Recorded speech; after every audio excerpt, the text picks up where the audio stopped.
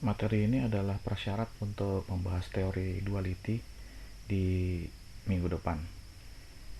Teori duality penting karena beberapa hal, misalnya shadow price dan sensitivity analysis.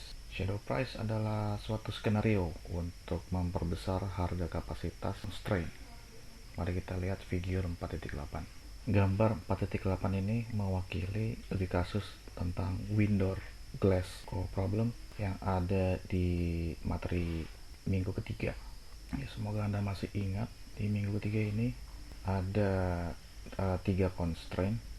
Dan 3 constraint ini diwakili oleh grafik yang seperti ini ya. Ini pertama, karena di sini X1-nya 1, terus yang kedua sini X2-nya ada 2, X1-nya 0. Jadi dia cuma garis horizontal. Kemudian ini yang diagonal ini adalah constraint ketiga. Constraint yang ini. Di sebelumnya saya mengatakan adalah skenario untuk memperbesar kapasitas. Inilah yang disebut kapasitas.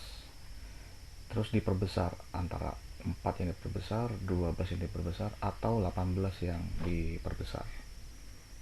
Singkat cerita, kapasitas yang diperbesar adalah kapasitas yang constraint nomor 2 ini ya. Singkat cerita, tanpa perlu tahu dari mana, itu nanti belakangan.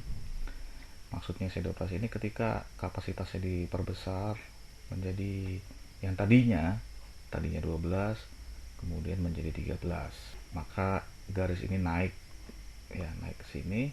Akibatnya titik solusinya juga ikut naik, dan akibatnya Z juga ikut naik.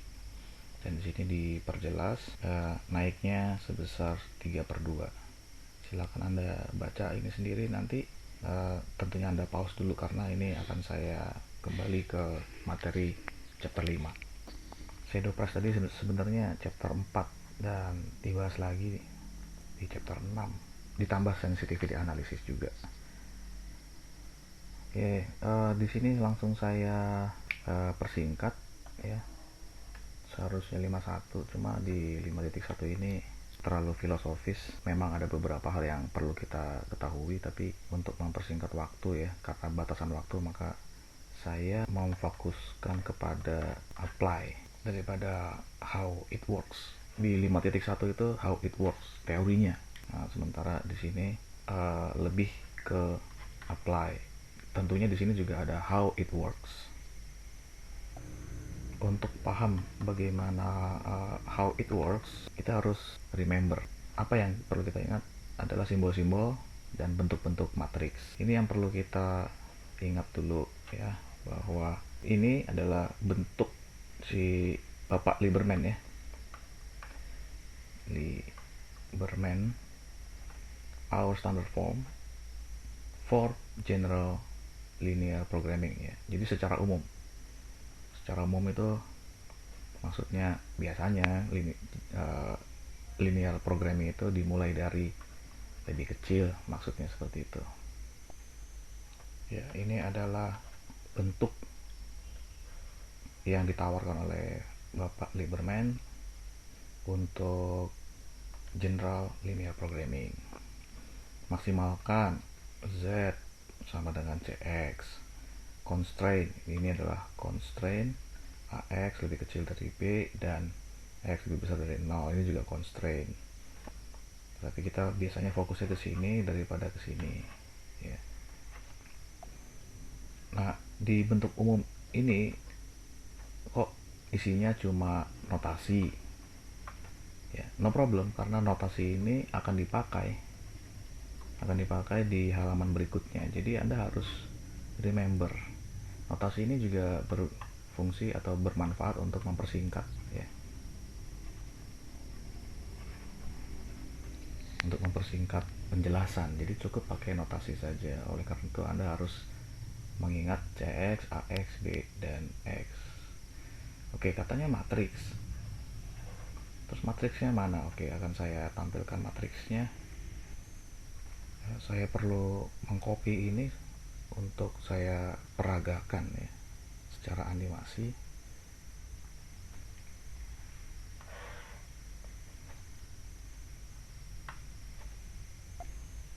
Oke, saya pisah dikit ya.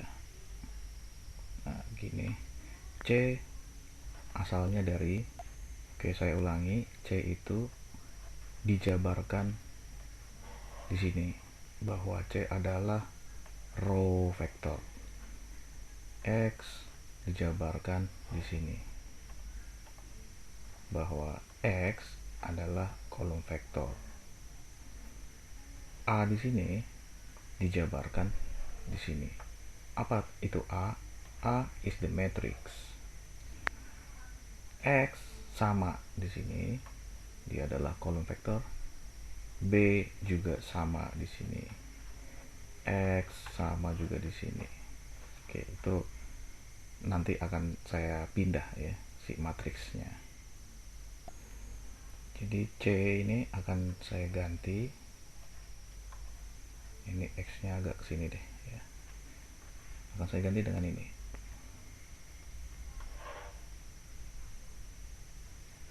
Oke, ini adalah C dalam bentuk row, baris. Kemudian X juga akan saya ganti di sini, dari sini ya. Nah, oke, ini adalah matriksnya. Saya harus copy ya, karena akan dipakai. Saya balikin lagi ke sini. C, saya delete. Oke, selanjutnya AX. Oke, AX ini akan saya pisah dikit. Ya, pisah banyak lah ya. Dipisah banyak. A ini asalnya atau dijabarkan, dari sini dijabarkannya. Oke. Kemudian X yang ini tadi oke, dari sini ya.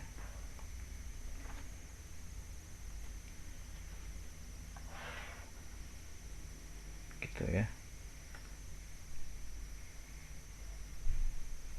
Ini begini. Oke, singkatnya saja ya. Oke, ini yang terakhir. Oke, inilah adalah bentuk matriksnya.